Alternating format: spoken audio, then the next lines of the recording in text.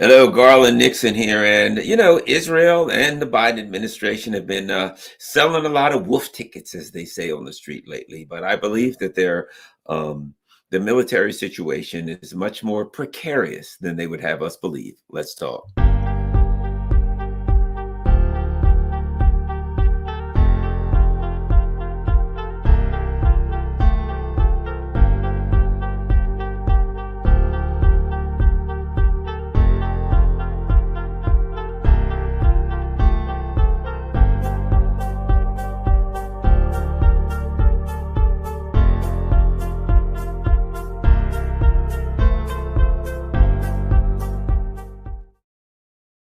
Hello, Garland here. All right, let's talk about this. The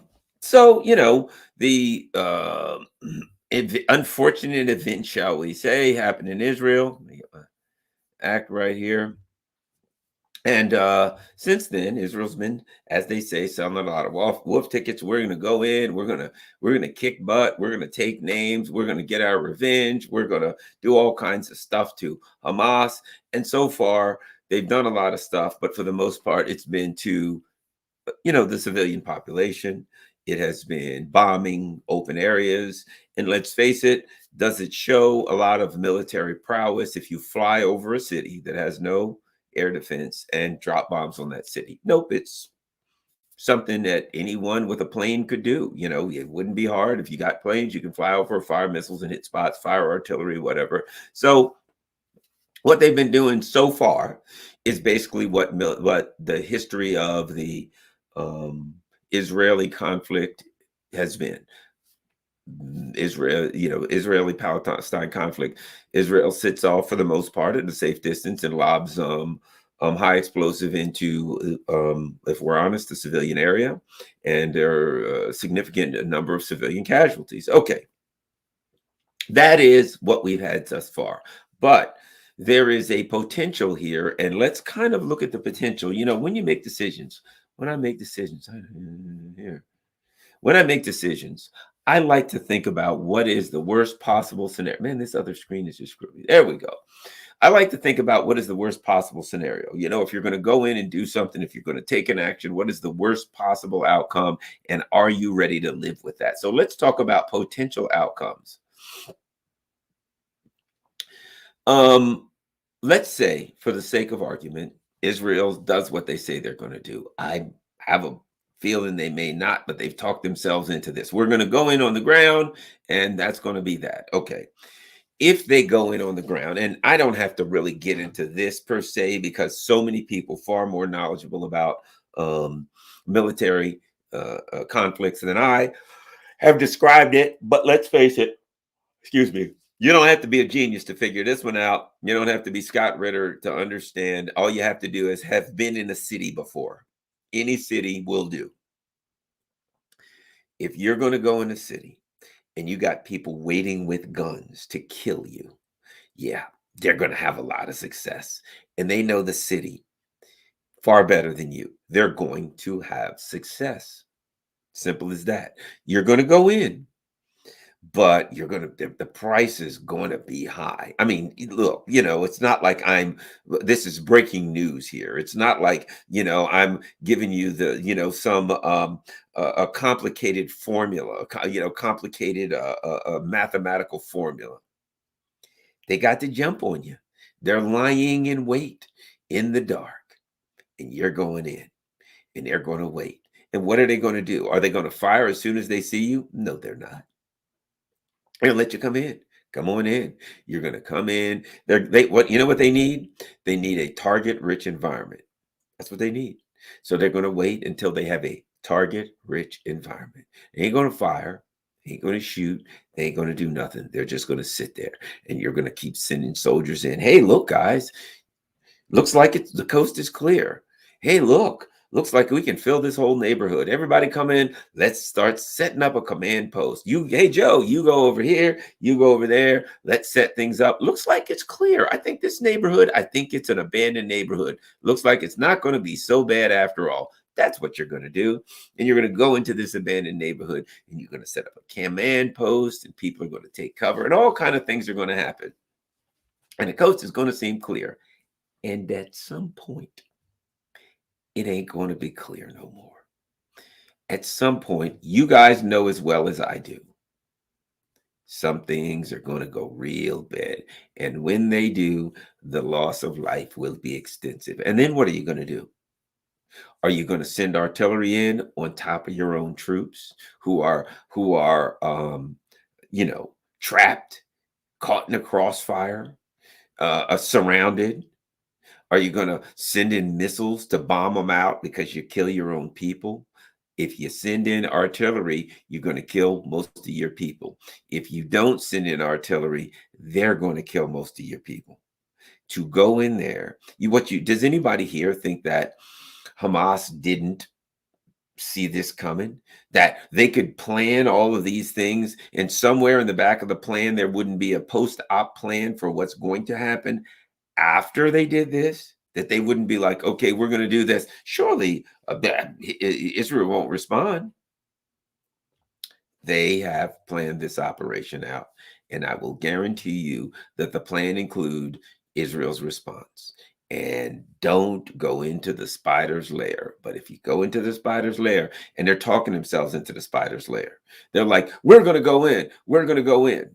And people are like, wow, you're going to go in. And it isn't like the world's like, hey, wow, they're going to go in. Man, the world is like, really? You know what most of us are like? Could you really be that stupid? Man, we're like, man, the loss that you guys are going to have. You know, it's like I have a family member who is a CPA, right? Accountant.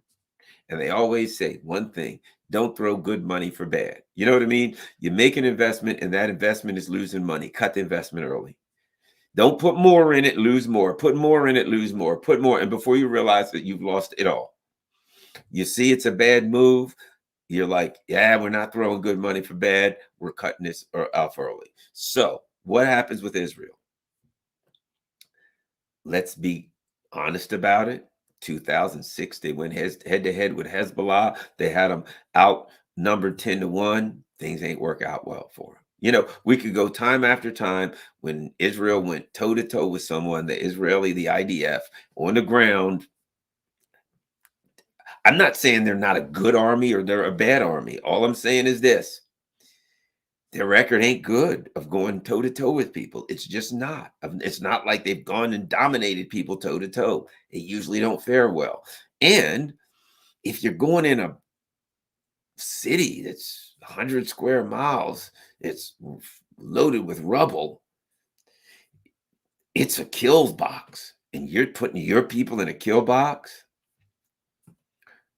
God bless them. That's all I can say, because most of them ain't coming out. And then what?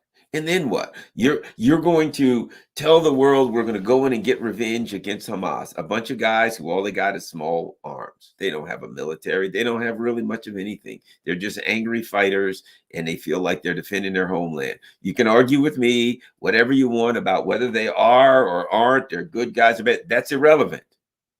That's irrelevant. They're not the best trained fighters in the world. They're angry people who believe that they're defending their homeland with their lives. And they ain't worried about coming out of there alive.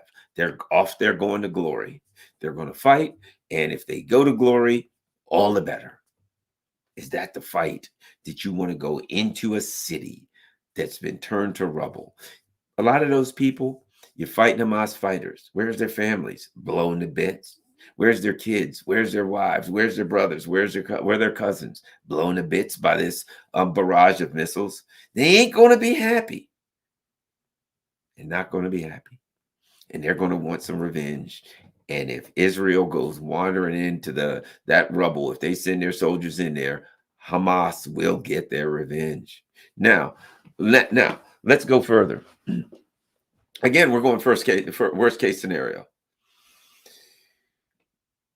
In the event that happens, you've got Hezbollah. So what happens now? Because the United States we've put some targets in the area, some nice big fat floating targets in the area, and we're saying whatever you do, nobody come to help Israel, because if they do, the United States is going to go bomb Hezbollah. So we're going to say bomb Hezbollah. Okay, let's go worst case scenario. For starters, Hezbollah's got a lot of missiles. and they have probably the wherewithal to devastate the Israeli bases, air bases, military bases. I mean, I don't know. I've heard a lot of numbers. Numbers I've heard, such as over 100,000 missiles that Hezbollah has. Whether that's a dramatic um, overstatement or not, I don't know. If it's 100,000 missiles, 150,000 missiles, you don't want that. It's a fight you don't want. But let's say it's 10,000, 15,000. You unleash those missiles, and some of them are pretty powerful, far more powerful than anything that the um, Hamas or any of the Palestinian Islamic Jihad, any of the Palestinian militia groups have. And they can target the Israeli bases. Now, for starters, the air defense for Israel, if they have those kind of numbers, all they have to do is send in volleys, right? Send in a volley of X amount of missiles and let Israel try to repel it with its missiles, its self-defense, its air defense. If you got those numbers and you keep sending volleys of missiles, 100 at a time, 50 at a time, 100 at a time, 50 at a time, what's going to happen is Israel's going to run out of air defense missiles far before you run out of missiles. And even then, some of them are going to get through. So Israel's going to take some hits. But at some point, they're going to run out of air defense. And when they do, that's when you unleash everything. And I would say this, I would imagine that if a conflict happens, they're not going to be aiming at civilian targets. Why? What's the point? Israel has military targets, and they will try to destroy and decimate the military targets. Now, let's just say the U.S. comes in and they start bombing Hezbollah. At that point, what you have is the Israel and the United States basically going to war with the Muslim world. I think I could be wrong. Maybe I'm wrong, but I think I'll put it like this. I've seen someone sent me some info yesterday where, whether it's true or not, I don't know, but there were claims made that there were 1,000 buses and cars streaming across Iraq to the border, and that there was another caravan of cars waiting at the Jordan border in Jordan, and they were all going to the border, all hoping to go to war, all volunteering to fight Israel. I do not believe that you're going to have in that area, in the Middle East, that you would have any trouble finding volunteers. The only thing you need would be guns. The only thing they would need was weapons. But I don't believe there would be, in the event that Israel is going to attack Palestine on that level, the Palestinians, Gaza, and the U.S. is going to come into the battle and attack Hezbollah, because Hezbollah would likely strike Israel with their missiles. And in theory, I don't know if this would happen, but in theory, they could devastate the Israeli military because all of their bases are in range. So they could, I mean, just plaster the Israeli bases. If Hezbollah said, we ain't firing nothing at civilian targets, we're firing, how many bases does Israel have? We're going to fire 1,000 missiles. We're going to fire 500 missiles. 500 missiles at every Israeli base. We're going to fire 1,000 missiles at every Israeli airfield. You're going to take some devastating blows, Israel. Will your military, you go in there and you're sending soldiers on foot to go into the rubble. And Hezbollah fires 1,000 missiles at every one of your airfields and 500 missiles at every other base. How do you maintain a military at that point, taking that kind of hit? I'm not saying they can't strike back, but geez, man, devastating hits. Now the U.S. comes in and they can bomb Hezbollah or whatever the case may be. However, the U.S. has ships. We've seen in the recent days the Ansar Allah, which is, they call them the Houthis, right? The Houthi rebels, they call them. The Yemenis. They fired a couple missiles at, I believe, some ships, in the Red Sea. I believe it was the Red Sea, may not be. And they were intercepted. And the U.S. said, well, they were aimed at Israel, whether they were or not. That was a couple missiles. And there was some drones, and et cetera, fired at some of the U.S. military bases. Small stuff. It's been going on. I don't think that those were attacks. I think they were elbows. You know what I mean? Like when you're playing basketball and you hit somebody with an elbow just enough to clear them out of the lane a little bit, or brushbacks as they call in baseball, where somebody's crowding the plate and they throw one inside, high and inside to make them brush back. I think those missiles and those drone attacks on U.S. military bases are elbows and brushbacks. It's a shot across the bow, as it were, literally and figuratively in some of these instances. You fire a shot across the bow of the boat, say, don't come any further or I'm going to blow your boat up, right? They're not attacking U.S. bases. They're not. They're letting the U.S. know, look, if this thing goes bad, this is what you got coming, and a whole lot of it. So add this to the mix. Add this to the mix in a worst case scenario. Israel, we're going into the rubble. They're going to be devastated with soldiers. Now Hezbollah enters the fray in the north, and Israel is going to get pulverized with missiles. Their military bases, their airfields pulverized with missiles. Now what else happens? At that point, keep in mind something. It's all the same. One of the things that have been said is it could potentially be a regional war. What do they mean? They don't mean a regional war where Jordan is fighting Lebanon and Iran is fighting Saudi Arabia and Syria is fighting, I don't know who the hell, Afghanistan. And that's not what they mean by a regional war. It's probably not even an accurate term. I would say a civilizational war, where the Muslim world simply says, these bastards got to go. Where the Muslim world simply says, Israel has decided to, in their minds, you can argue with me or not, you can believe it, you cannot believe it. Where the people in the Muslim world say, you know what, they're trying to genocide the Palestinians, and you'll see various factions and militias go after U.S. bases all over the Middle East, go after U.S. bases, hit U.S. bases hard. So here's the issue for the U.S. So it's got these squadrons of fighters on these ships.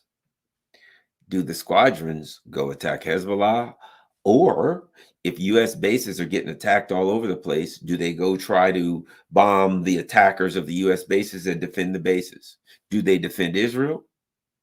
Do they defend their bases? Do they try to do both? Are they overwhelmed? How many people are in the Middle East? How many millions, billions, how many millions of Muslims, hundreds of millions of Muslims are in the Middle East? And they decide this is it. It's a civilizational war. It's a crusade. They're going to try to genocide the Palestinians, and they ain't going to do, it's war on the United States and Israel. You've got nations now. But remember, in case you haven't heard it, what did the people in the Taliban say? Taliban leaders said, you as other Muslim leaders out there, if you want to watch a war, allow us safe passage to Israel and you can watch a war, right? You've got a lot of people, millions of people in the Muslim world saying, and someone had put in there, Muslims aren't united. I don't think united is the word. I don't think they have to be united where the Sunnis and Shia are arm in arm, dancing in a circle, singing Kumbaya. That ain't what I'm talking about.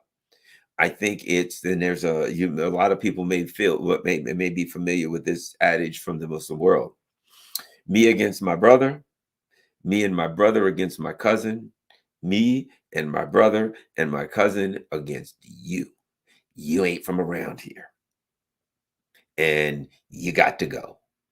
And so what you're looking at now is not the U.S. is accustomed to a state actor. Oh, we're going to go against Iran or this country or that country. Okay. What happens if it's viewed as a civilizational crusade, a civilizational war by people in the Muslim world? And all over they say, everybody pick up a gun, a rock, a knife, anything you can. These bastards got to go. And they say, and every U.S. base, see, the thing about having all those bases all over the Middle East is they're there and they're ostensibly to give us power to control the region, but they're also targets. And let me add this, there's a lot of Muslims in Africa, and the Africans aren't exactly happy with the US AFRICOM being there, and US imperialism, colonialism from France. They ain't exactly happy with them. Don't you think for 1 second, don't you know that that in the event that this thing starts to really heat up, and that various militias say we're going to hit the U.S. in the Middle East, don't you think they hit them in Africa too? That some of the bases, that some of the uh, uh, um, facilities, embassies in Africa would be targeted. Now, so a lot of Muslims in Asia, Indonesia, Malaysia. Is it Malaysia or Indonesia? One of them that has like 260 million Muslims more than there. And what do you think? They're happy right now with the U.S. and Israel? There could theoretically be imams and people declaring, a pronouncement. I don't know what you call it, of jihad, what a fatwa that says all Muslims, it is your duty to attack the Americans and the Israelis. I mean, theoretically, I'm not saying that's going to happen, but I'm saying worst case scenario, we get these fatwas. All Muslims worldwide, it is your duty to take out the Americans and the Israelis. Who do you attack? Who do you shoot back at? It's coming from all directions and nowhere on earth. Think about this. The State Department has put something out that said, basically, Americans everywhere, be wary, watch out, nowhere is safe. You got to ask yourself, what the hell kind of administration is running this country when the State Department comes out, right? They're supposed to make us safe. This is what they're for. They're going to make us safe from terrorism. They're going to make us safe from whatever, the world safer, democracy, blah, blah, blah, blah, blah. 3 years in, State Department comes out and says, oh, by the way, Americans, yeah, your ass ain't safe nowhere on this planet. Go to the moon if you want to be safe. Maybe another planet, something like that. Maybe if you're in the space station, you might be safe. But if you're an American, there is no safe quarters for you. The State Department has literally come out and just basically said, hey, you better be wary. No place is safe. And is somebody going to say, yes, sir, Biden administration is doing a fantastic job. They're keeping us safe. Where? Well, nowhere really, because there's no place on this. After 3 years of these idiot bastards, there's no place on these earth. There's no one on the earth that they haven't pissed off so bad that they want to stick a knife in our thorax. There's no one out here that's not so angry that they want to get some kind of a sharp implement and shove it into the body of an American. Gee, Joe Biden, great job there of keeping us safe. They're not trying to keep us safe. I mean, in theory, that's what a government is supposed to do. The Biden administration, that ain't who they are. They're fascists. This is what fascists do. A fascist loves war. A fascist, first and foremost, is about war.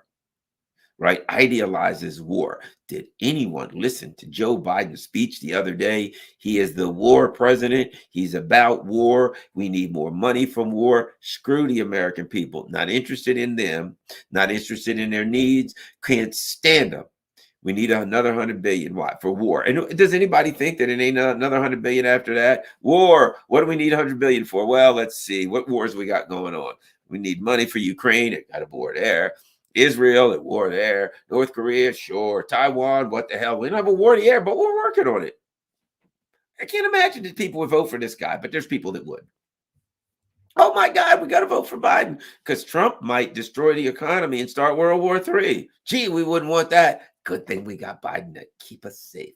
Oh, by the way, go to the State Department and read the notices. And one of them says, hide your ass under a bed if you're America, because no place is safe after 3 years of Joe Biden in office. Isn't that just wonderful? Isn't that just fantastic? Now, let's continue. So worst case scenario, let's put this all together. Worst case scenario.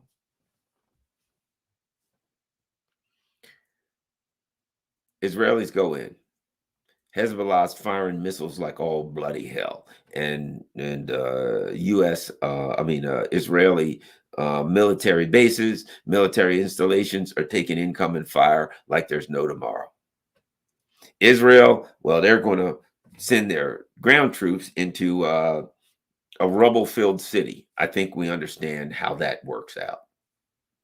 Meanwhile, the U.S. is like, okay, we got to send troops in to bomb Hezbollah. So we've already heard from various militias, if you do that, all of your bases are targets. So now U.S. bases start getting hit. And they ain't throwing rocks at them, my friend. They ain't going to be using catapults, but they're going to be hitting them hard. And so U.S. bases are going to be hitting hard, and they need to be resupplied. They need food.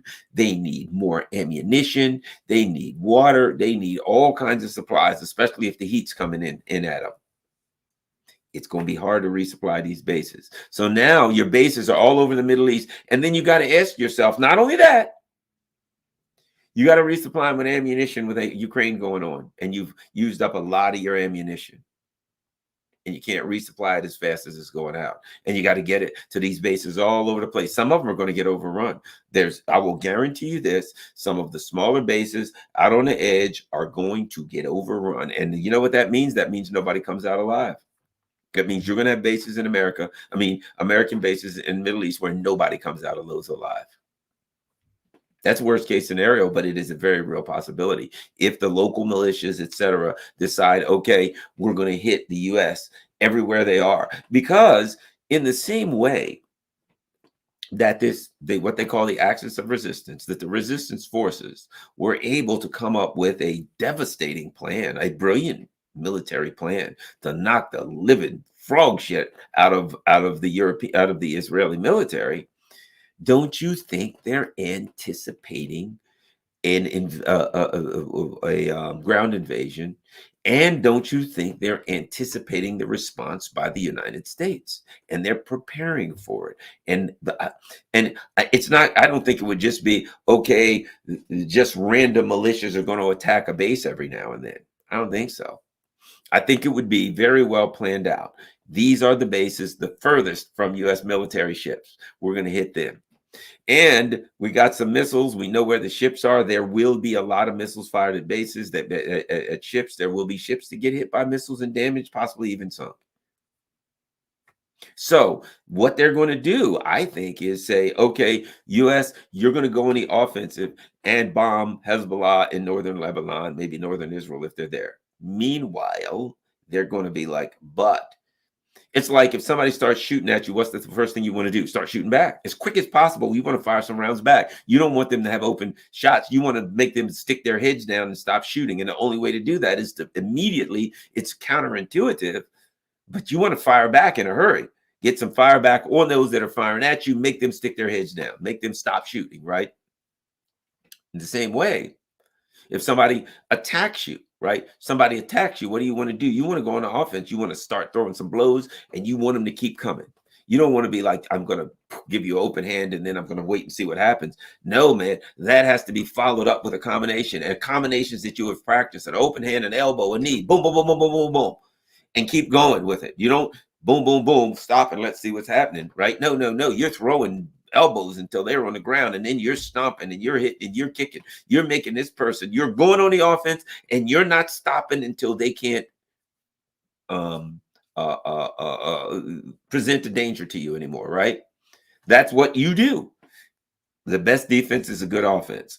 And I think they planned this out. And again, we're talking worst case scenario. That's all I'm talking about. I don't know what's going to happen or what's not going to happen, but I'm throwing out a worst case scenario.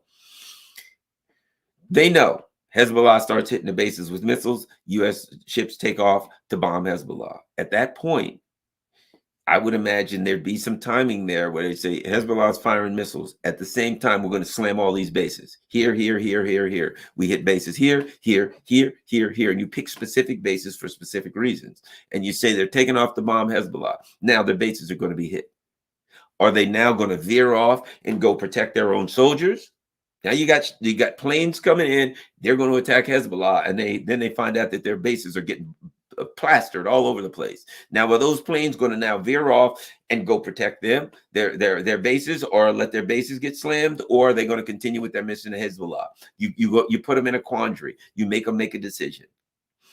Now the U.S. plane takes off and they're on an offensive attack against Hezbollah. You want to launch an offensive attack against them and make them defend and make them make decisions. I would suspect, based on what we've seen of these resistance forces, that they're not stupid, that they are militarily sophisticated, and that their plan will be, if the U.S. attacks, they've got to attack U.S. interests and make the U.S. decide where they're going to defend. At that point, Israel's taken incoming like all hell, and you're in a region that's a Muslim part of the world. I don't have to say that if you go to war with the Muslims in the Muslim region, that the numbers are not on your side. And let me add this. Think about this. The U.S. has been pouring weapons in for years. We've been pouring weapons, and the Russians, a lot of weapons have been purchased from Russia, right? But the U.S. has done everything they can to pour weapons into the region for the last, at least let's just go 20 years, 23, 22 years of the so-called war on terror. Some of those weapons are going to find their way back to you. Some of those people who are loaded up and armed are going to use them against you. I'm going to tell you something you have to wonder. The U.S. has supported these ISIS forces, these terrorist forces, these jihadi forces. You have to wonder whether, in the event that the Muslim world feels that it's facing the greatest crusade, if some of their very own armed and trained extremist jihadi forces wouldn't turn on them, wouldn't say, well, we've been working with the U.S., but they still ain't Muslims. And right now, seems like it's American season, right? It ain't duck season, it ain't rabbit season. It seems like it's American and Israeli season. And you have to wonder whether some of these forces, in the event that a war front completely opened up in the Middle East, if some of these forces wouldn't turn. I would imagine, I'll put it like this. Do you really think they're going to fight on behalf of the Americans? You think really these jihadi forces, if it's Israel and everyone's attacking the American forces, that these jihadi forces are going to go, nah, I think we'll fight for Israel and the U.S. against the Muslim world. At minimum, they'll stand down. So the numbers are overwhelming. The U.S. is playing with a fire here that it doesn't even understand. Think about this. Back in 2003, the U.S. was like, these idiots were like, here's what we're going to do. We're going to do shock and awe. And what was that? We're going to scare the Muslims. We're going to bomb and blow up, and they're going to hear all these explosions, and they're going to duck and run. Oh, no, my God, there's bombs. I'm scared. I could die. Right? Isn't that what they're supposedly with the Russians? This counteroffensive with the Russians. Here's what we're going to do. We're going to attack and bomb and do it. And the Russian troops will be afraid, and they will just turn because they're not well trained and they're not well armed, and they'll just, hightail it out of there and run, and they will panic and they will blah, blah, blah, blah.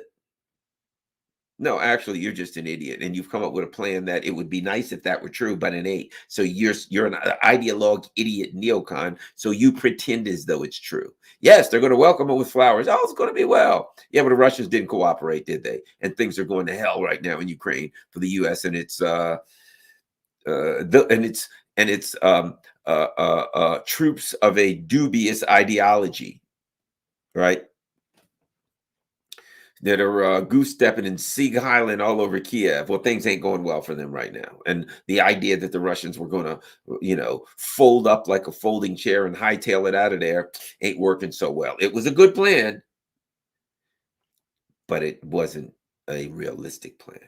Had it been a realistic plan, great, it wouldn't have been like that. But the bottom line is this: that was your plan. It's always the plan. The other guy's going to get scared. We're going to yell boo. You might as well say that. What's going to happen? Okay, we're going to run up behind the other soldier and we're going to yell boo. And then what? And he's going to panic and run away. And we'll just assume that area that he has right now. Be easy. Just run up. We're going to have like Halloween costumes on our soldiers, and they're going to run in and they're going to yell "Ooh" in the middle of the night. like the Russians or whoever, the Hezbollah soldiers, they'll be at their guard post, and we're going to put orange pumpkins on the heads of our soldiers, and they're going to run up in the dark, and they're going to go, ooh, and the Hezbollah soldiers are going, oh no, it's a ghost, and they're going to run. That's about how much sense the neocon plans always make. We're going to scare these people, and they're going to run away. They're always going to run away in the neocon plans. The Russians are going to panic and run. Hezbollah is going to panic and run. But nobody ever panics and runs because it's just a stupid plan and it's not real. Boo! And then they shoot you right between the frickin' eyes. That's the way it works. So I'm thinking that sending up a couple ships to panic and deter and frighten the people in the Muslim world, you got to understand the culture. You got to understand a religion, like a lot of religions, but a religion that sees life as this is transitory, that there's a focus on the afterlife. This is a transitory life, and what you can do in this life has a great effect on your afterlife. So guess what? They ain't afraid to die, and they ain't scared easily. They'll go out of here, but they'll go make sure they take a couple of you with them. I'm going to fight that guy. And again, you're exposed. What happens also this? The U.S. is like, here's what we're going to do. We're going to set up to protect all of our bases in the Middle East, right? And the resistance hits the bases in Africa. The problem is you got bases everywhere. And they say, oh, yeah, well-protected bases in the Middle East. We'll lob some great grenades. But now, those bases in Africa, oh, that's where we're going to have some fun. We're going to have a lot of fun in Africa. It's recreation time in Africa. You got a lot of bases there. You'll never be suspecting us to hit them. That's the bases we're going to hit them. Or they may hit all of them. Or the embassies. We're going to go in the embassy. We're going to pull everybody out. We're going to drag them, and we're going to string them up and hang them. What are you going to do? You can't use nuclear weapons. What are you going to do? We're going to nuke from one end of to the other. Not to mention this. And you got to add this. You got to add this. And I've mentioned this before. Let's go with worst case scenario. They got leverage in the Middle East. Black gold, Texas tea, don't they? They got leverage. Israel goes in, the U.S. is bombing, their stuff's getting hit, the U.S. is getting mad, and then they say, look, we had enough of this bull crap, U.S. Here's what we're going to do. We're cutting the spigots off. We've had enough of this crap. So if you want some oil, come talk to us about how we're going to resolve this Palestinian issue. Oh, by the way, get your aircraft carriers the hell out of the Mediterranean, out of everything. Get out of here. We're cutting the oil spigots off, and we'll talk to you. Down to a drip. Russia, you want China, you guys want some, Asia, whatever, Latin America, Africa. You guys need oil, get all you want. As for them stinking Yankees, you ain't getting none. See, for the leaders of a lot of countries that some of them have been compromised by the U.S. and the empire, compromised by the colonialist powers in Europe, they're going to be scared of getting their heads cut off anyway. They're going to be frightened that they'll be viewed as collaborators or traitors and that they could get killed by the masses. They're going to have to act. And one of the ways that they could act is say, look, we don't want to get involved in a war. We don't want to fight. Here's what we're going to do. We're going to take action. We'll take economic action, economic sanctions on the U.S., Saudi Arabia, UAE. They say, look, U.S., nothing's happening as far as oil. So we got to chill on that. And here we sit, brothers and sisters, no oil coming out. It's okay. You can't get oil because you can't go to the gas station. There's nothing there. You go to the gas station, you can't get gas. It's not that the price is high. Yeah, sure, it's $25 a gallon, which destroys our economy. If you could get a gallon, but now you can't get any.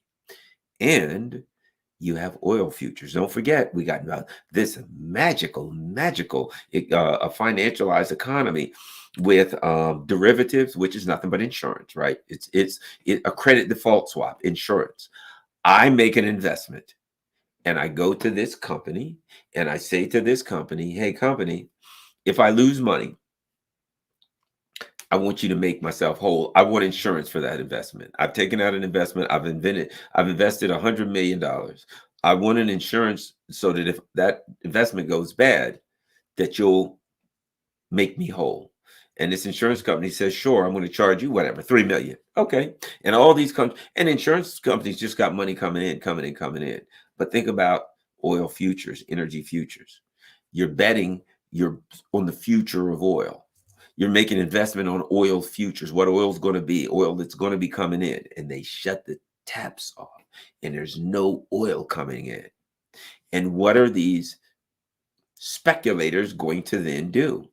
Man, I mean, hey, Joe Speculator, you're losing all your money in oil futures because there ain't no oil coming out of the Middle East. Oh, I got a plan. Don't worry about that.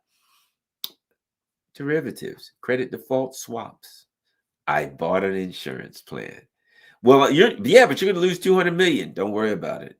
I bought an insurance plan for 6 million so that if I lost that 200 million, this company would make me whole. And they're going to call that company, hey, good news, bad news for you, good news for me. Yeah, I bought an insurance policy. The Arabs stopped pumping oil. And so now we remember that credit default swap where we swapped it. So now I don't take a risk for default. You're an insurance company. You take a risk. Yeah, well, this is default. No oil's coming out. No return on my oil futures. Gambling and speculation. You, sir, have to pay me off. And that insurance company is going to say, well, I got good news and bad news. The good news is your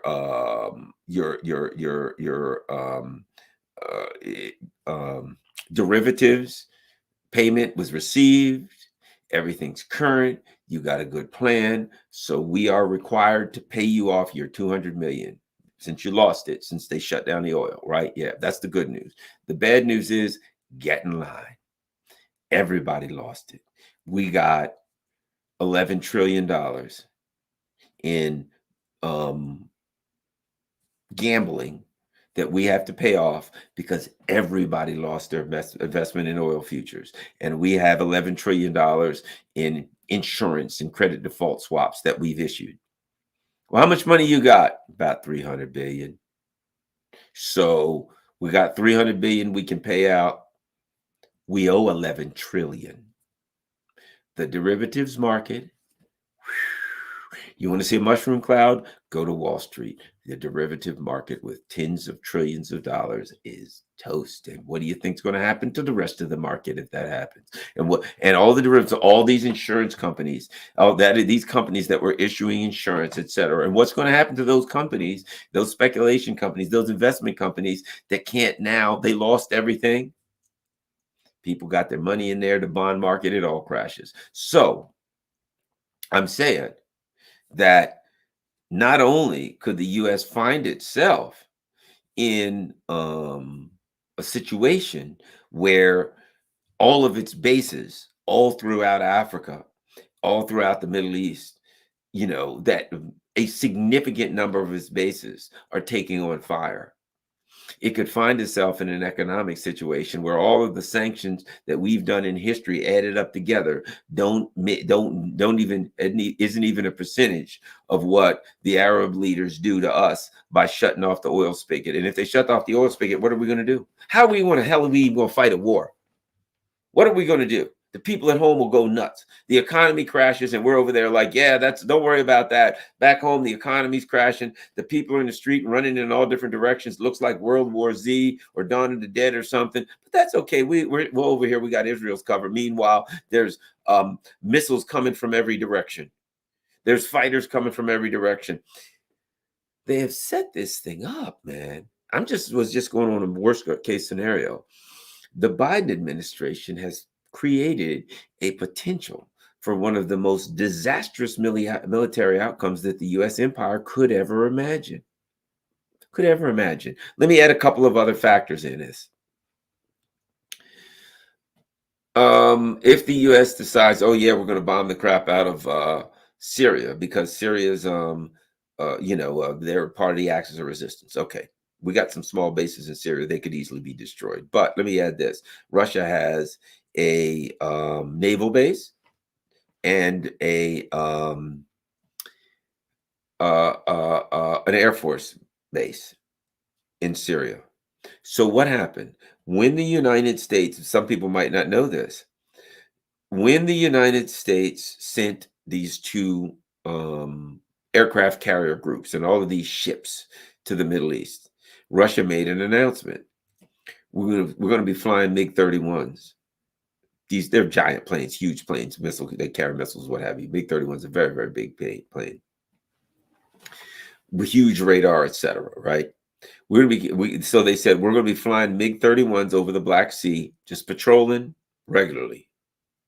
They're carrying Kinjal missiles. The Kinjal is the hypersonic missile. My understanding is it carries somewhere between 750 to 1,000 pound warheads,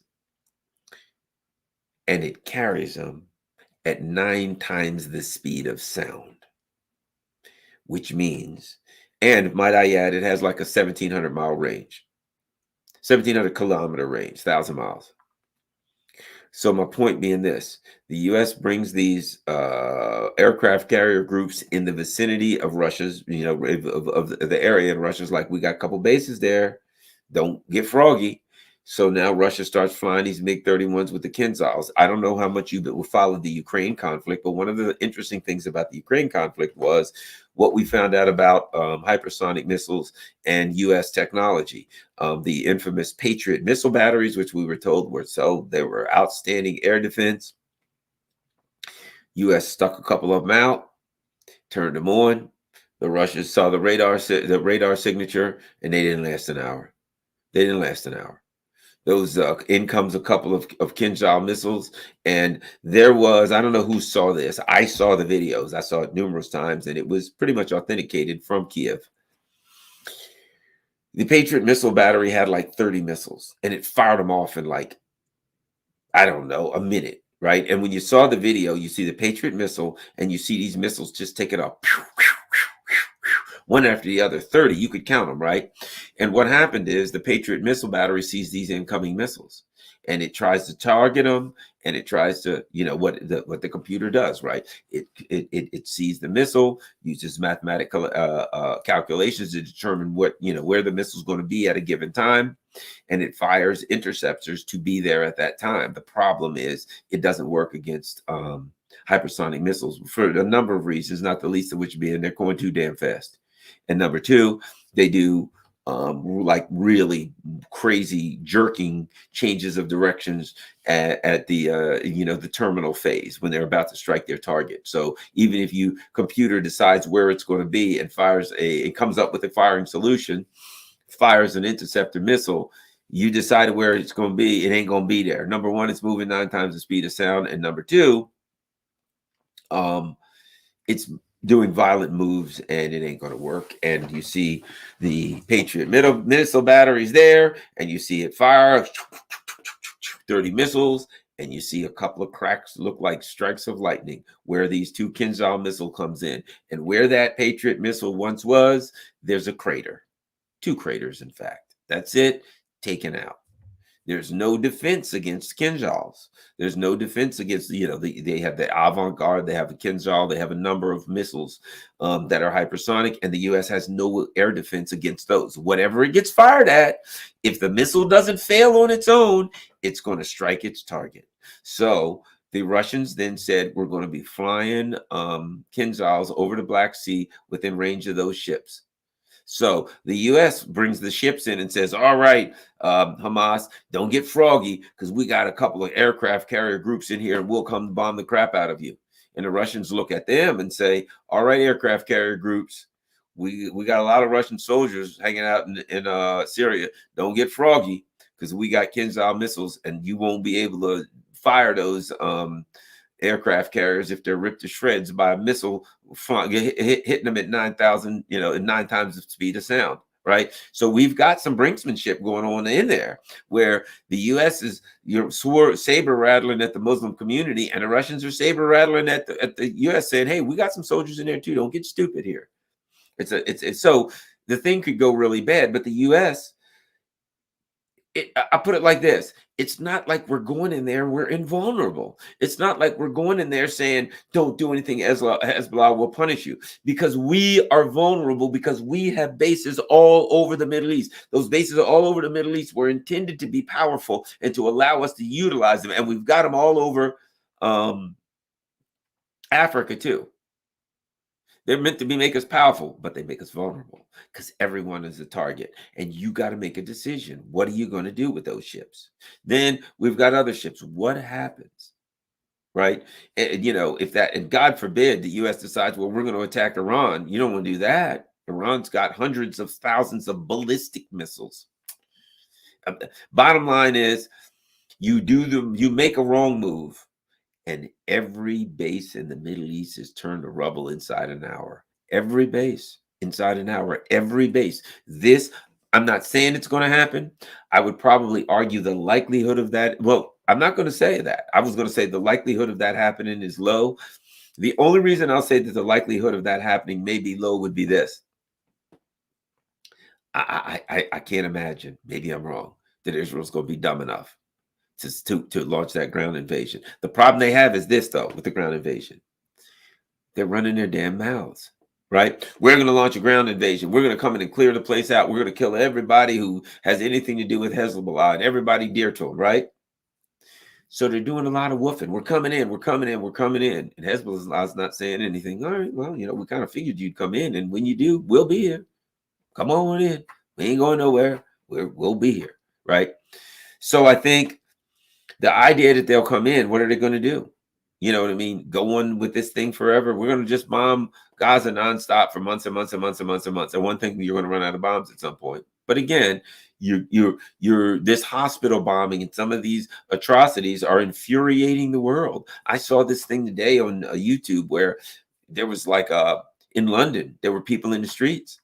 And man, not one or two, tens of thousands in the streets. So interestingly enough, here's an instance now where the U.S. used to could and the West could do anything, Israel could do anything, and they could, the support from the U.S. and Europe was there. I do think that as we see things like this hospital bombing, that people in the U.S. and in Europe are starting to push back. Throughout the world, people are saying, "Man, this is not right. You're attacking civilians. This is a war crime. This is come on. You're talking about Putin's a war crime because the millions of people left Ukraine and went to Russia, and some of them were kids. And you're like, yeah, Russia kidnapped the kids. They went with their parents." For the most part, they got the hell out of a war zone. Yes, Russians did a terrible thing. So Putin's a war criminal because these kids left the war zone, and some of them Russians might have helped transport. I don't hear the complaints coming from the kids that got the hell out of the war zone or their parents, only the U.S. So now, meanwhile, that's a war crime. But what's happening in Gaza, you got radio silence. The world's looking at you, and the world's saying, this ain't right. This is not right. The world sees you. Things can never go back to the way they were now with Israel. Things will never go back to the way they were. And I mean, number one, give you a couple things. The Muslim world is not just going to say, okay, let's just bury the hatchet and call it quits and move on. No matter what happens, Israel's interests and U.S. interests are going to get hit. From now on, they're going to get hit. I don't care what happens. They're going to get hit because resistance forces ain't going to just give up or walk away on this one. They want some get backs, as Snoop Dogg would say. They want some revenge, and they'll get it, number one. Number two, as you've heard me say a million times by now, you're a Jewish person, and you got, as many of the Jewish people in Israel have, and you have citizenship in the U.S. or Russia or wherever the hell ever, and Israel, and there's bombs flying, missiles dropping, knives kniving, throats getting cut, every damn thing you can think of going on in Israel. What, you going to stick around in Israel? Yay, this is my homeland. I think I'll stay here and catch a freaking missile. No, you're not. You're going home. You're getting the hell out of there. Israel will be depopulated voluntarily. People will vote with their feet. Let's not forget, Israel was not the most stable nation in the world. Prior to this happening, what was going on? There was tens of hundreds of thousands of people in the street across Israel protesting against the Israeli government. So you have a country that was already unstable. Now, if it's just, okay, what are we going to do? Well, Israel, what's the plan? We're going to be involved in perpetual war. with all of the Arab world, nonstop war. We're going to be shooting at them, and they're going to be shooting at us. We're going to be firing at them. We're going to be firing at that. And then Israel does their old the advertisement. Okay, Jews of the world, listen. Come home to your ancestral homeland where you can be safe from anti-Semitism. Now, rockets will be coming in. Fair enough. Artillery rounds, certainly. Maybe some suicide bombers. Most likely, yes, you can get suicide bombers. But it's your ancestral homeland. Leave Brooklyn and come here. What Jewish person is going to take them up on that? Yeah, no, call me. That's what they're going to say. Call me when I can walk the streets again without ducking into a bomb shelter every 5 minutes because there's incoming missiles. When I can listen to my radio because I don't hear the alarms going on for incoming missiles and bombs. Call me when you can do that. Call me in Brooklyn. Call me in Paris. Call me in Moscow when you can do that, and I will return to my ancestral homeland. But I don't want to be buried in my ancestral homeland because I was blown to friggin' smithereens by a missile. That's what Jewish people worldwide are going to say. Will there be some that'll say, I'm going to go home and fight? Sure. But if fighting means putting on a uniform and traipsing into the rubble of Gaza, they ain't going to be a factor for real long, for much long, because they're going to be riddled with bullets. So the reality is, it's a bad situation here, and I don't think it's going back. And here's the other thing: Israel is tied up to the U.S. It's tied up alongside the U.S. How's things going for the U.S. right now? Our economy's crap. We're running out of hardware. We're running out of ammunition. The stuff we got, F-35s, they ain't exactly, you know what I mean?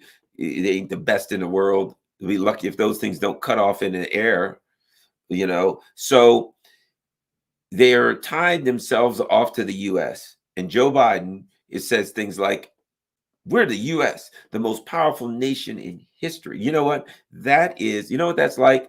That's like when the Titanic was launched, and literally one of the quotes from the Titanic people that made it was, even God can't sink that ship. I'm like,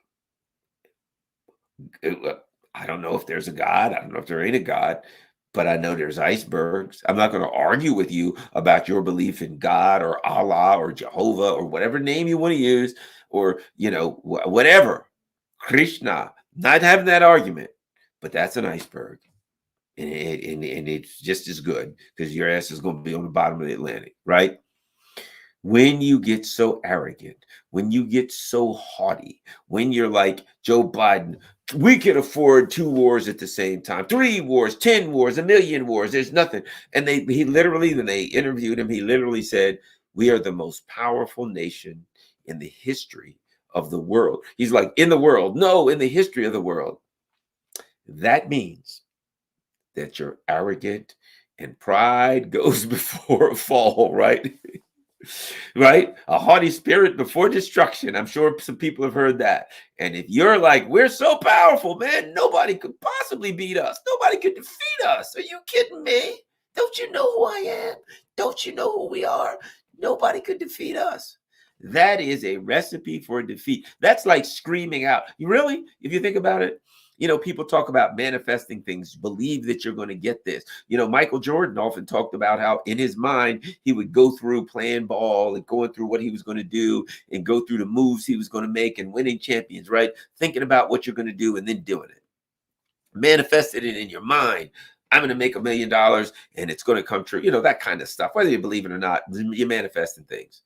And there's certain things that guarantee an outcome. And when you say, what do you think about that ship? Even God couldn't sink that ship. That ship's already on the bottom. Before it even left the dock, the bottom of the Atlantic was laying there looking up like, yep, here comes the Titanic. Brush things up, guys. Make space. We're going to have a new tenant. Blop, it's on the bottom, right? When Joe Biden says, we're the most powerful country. Can you handle 2 wars? 2 wars? Are you kidding me? 2 wars? Us? We're the most powerful country in the world. Nay, we're the most powerful country in the history of the world. Nobody could ever defeat us. At that point, defeat is guaranteed. just like the Titanic. At that point, you've already lost. You've already lost. You've lost. You've said to the universe, universe, I challenge you. That's what you've done. You've screamed out to the universe, hey, universe, all around me. Yeah, I challenge you. I challenge you to demonstrate that we can't be defeated. And the universe is like, oh, okay, sure. What do you want? Lightning strike, tidal wave, maybe. I don't know. It doesn't matter to me. I got a lot of arrows in my quiver. The universe has a lot of arrows in its quiver. And if you scream out to the universe, hey, man, you can't defeat me, the universe will be like, okay, well, I've heard that before. You recall the Titanic? I'm just throwing it out there. Let's see how this works out. Hold my beer. And that's what's going to happen. You're done. So Joe Biden has challenged the universe, and I suspect that the universe is going to answer his call appropriately, one way or the other. And there's so many ways. To me, I think the Arab world got an easy play here. I'm surprised they haven't already played it, but they got an easy play. And the easy play is, here's what you're going to do, Joe Biden. Here's what you're going to do. We're tired of playing with you. We're tired of arguing with you. We're tired of all this Palestinians versus Israelis. We've had enough. So here's what we're going to do. Either you're going to go to the Israelis and you're going to work out a peace deal. You're going to stop the bombing immediately. And you're going to bring in, just have a list of things. Number one, you're going to stop the bombing. Number two, you're going to bring in humanitarian aid. Number three, you're going to kiss my ass and give me 3 hours to bring a crowd, to draw a crowd. Number four, you're going to shine my shoes. I mean, they could just give them a list. This is what you're going to do, Joe Biden. Now, we're not saying yet, because Biden and the neocons are going to be ha ha. Don't you know we're the most powerful ever in the history of the world? And the Arab leaders can say, now I understand. In fact, we've had a meeting and we said, what are we going to do? We're dealing with the most powerful nation in the history of the world, and we decided we'll just stop selling them oil. So I don't know. I guess you guys are so powerful you don't need us and they have nothing to do with us. But since you don't need us, you ain't going to have us. Here's our list of things. You got 24 hours to give us an answer. Either you're going to do it. In fact, we don't need an answer. You got 48 hours to get everything on that list done. Now they could do it a better way. They could say this. Here's the plan. We're going to make this easy for you, Joe. We're not going to threaten to cut the oil off, because that wouldn't be right. We're not, threatening people. That's not how we're going. It's aggressive and it's not nice to threaten people. We're not threatening you, Joe. We promise you, we're not going to threaten you to cut the oil off. Here's what we're going to do. We'll cut the damn oil off. We're going to threaten to cut the oil off. Effective immediately, the oil is cut off. Here's a list of our demands. When those demands are met, we'll cut the oil back on. So we're not going to say to you, we're going to cut the oil off if you don't do X, Y, Z, and P. We're going to cut the oil off, and you can decide whether you're not going to do it. Here's our list of things. Have a nice day. If you decide you want some oil, handle them. If you don't call us. We won't call you. You need oil, we're cutting it down. Or maybe they could cut it down to 50%. See, that they have all kind of things. They could say we're going to cut oil production by 60%, 50%. The price is going to go up. Oh, you're still going to get oil, brother. Oh, you will still get oil. But you will pay dearly. So you're going to be able to get oil. We're cutting it down by 60%. So the price will go up. So how are Americans going to feel when they go to the gas station? Hey, what's the price of gas? Yeah, it's $27.50 a gallon. I can't afford that. That's all we got, man. They've cut down the output in the Middle East, and they said they're not going to bring it back to normal until we go by what they say. Americans themselves will be ready to go fight with Israel. If you put gas at that kind of thing, remember I said these things. People will use the leverage. If you've ever had a girlfriend, you know that if somebody has leverage over you, whatever that leverage is, if they get in a tight spot, they're going to use whatever leverage they have. And oil's their leverage. Mark my word, the day will come and it might not be that far off. All right, let's look. That's right. Arrogance goes before a fall. Let's take a peek. I always have trouble getting to my super chats, but not now. So we're going to go to the super chats because we always have some great questions and comments. Don't miss the super chats. That's the best. Is Israel just setting up a forever war, American money pipeline like Zelensky did? But it's different. Setting up, you can set up, but this will go bad. This will go bad. We ain't talking about the Russians. The Russians have some level of they're going to pull the horses back a little bit. They're only going to do but so much. This will be a direct confrontation with America, and the Muslim world will pound the crap out of American bases. So yeah, no, this kind of forever war will be a forever war where a whole lot of Americans will die in a hole real quick. Hamas is a U.S. proxy. The U.S. only interested in sustaining the conflict. The trick is getting the U.S. out of the way so Russia, China, and the rest of BRICS can sort it out. Interesting. How about Sparky? Sparky says, deep kimchi sounds delicious, but I don't think you meant it like that. Well, that's just a term we used to say when I was in law enforcement. Oh, you're in deep kimchi now. Kind of like somebody says, man, now we're in the high cotton. Let's see what else we got. Thanks a lot, Jay. Oh, did I say thanks to the last person who was Ian Moore? Thanks a lot, Ian Moore in New Zealand. A Kiwi, huh? How about we go with Jay Matz, true uncensored news. Thanks a lot. Such as it is, they haven't thrown me off yet. But you know something interesting? This is how low they are. So you've heard of the Uhuru movement, right? That the FBI is going after. So they had asked me to speak. I said, sure, they're sending me emails. Guess what Google does? They send the emails to my promotions and spam folders. I have to search for them. A lot of people don't know that. There was this guy, Robert Epstein. You ever watched him? They found that Google was interfering with elections. There was a particular instance where there was a candidate that Google liked and a candidate they didn't like, the party they didn't like. We know what the party that is. So what they did before the election, the candidate they didn't like from the party that they didn't like was sending out emails. The candidate they liked, they sent people the emails right to the top of their email box, right? The candidate that Google didn't like, they sent all of their emails to the spam folder so that people never saw their emails. And they did that to me with the Uhuru movement. I looked, and guess what? They're in my spam folder, they're in my promotions folder. That's the kind of games these people play. And then they're like, hey, the Russians had a picture of Buff Bernie. My God, they changed everything. History, economy, entertainment, science, tech says their analysis that says the naval groups are against Syria. There's a defense pact between UK and Israel signed in 2020. The content is not public. Well, let's face it, the UK defense pact, who the hell are they going to defend with what? They don't have a military. But we will see. The Russians are in Syria. If they want World War III and they're going to attack the Russian bases, they're going to lose some carriers. Bottom line, they're going to lose some carriers. If they're going to attack the Russian bases in Syria, those carriers are going to get hit by Kinzhal missiles and they'll end up on the bottom of the friggin' Mediterranean. Thanks a lot, Ivandro Pomati.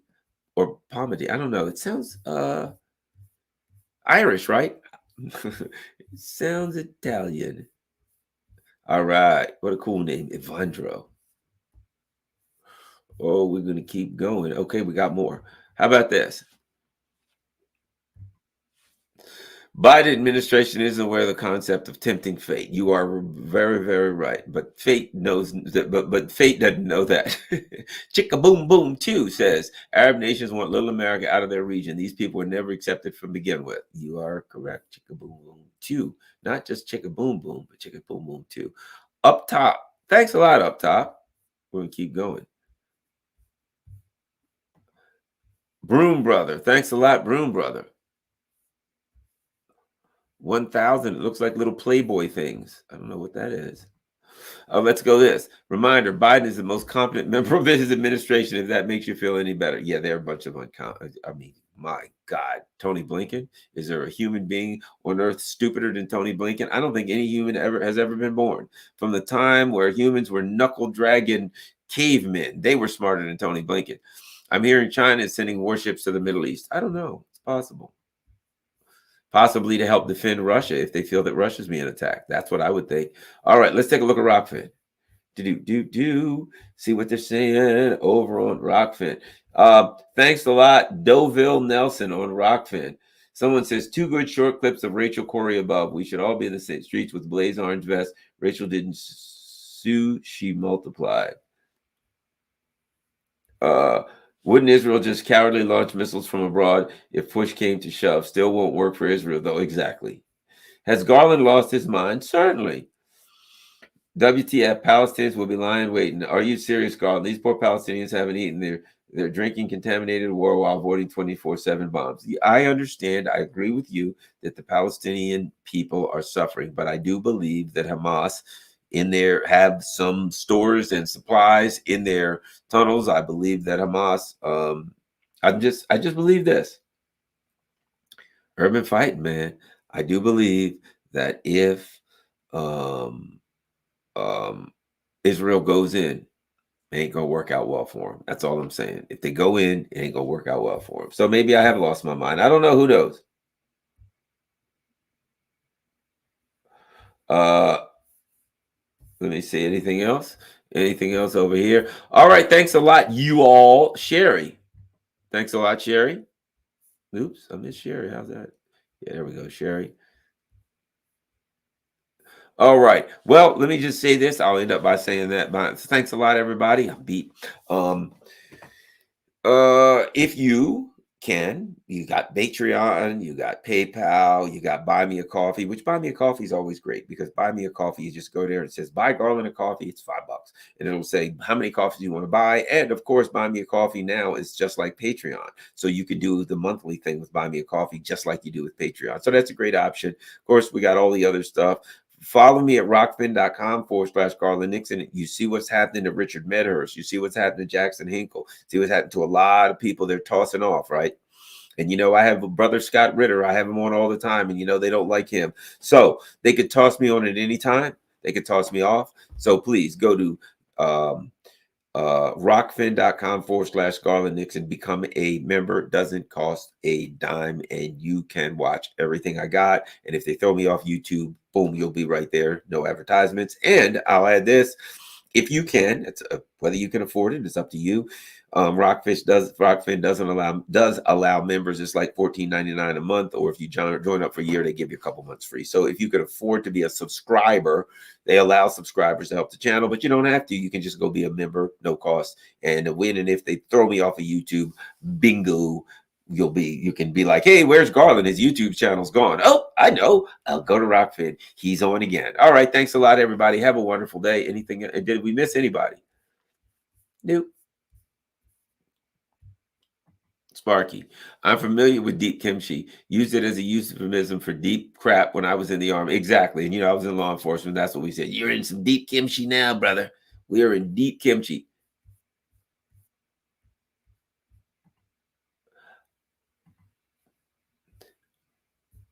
Let's see. Ivan. That's an interesting way to spell Ivan. Ivan B. He's got a super sticker. Bahram Ranjapur has a super sticker. Thanks a lot, Baran. I'm sure I botched your name up.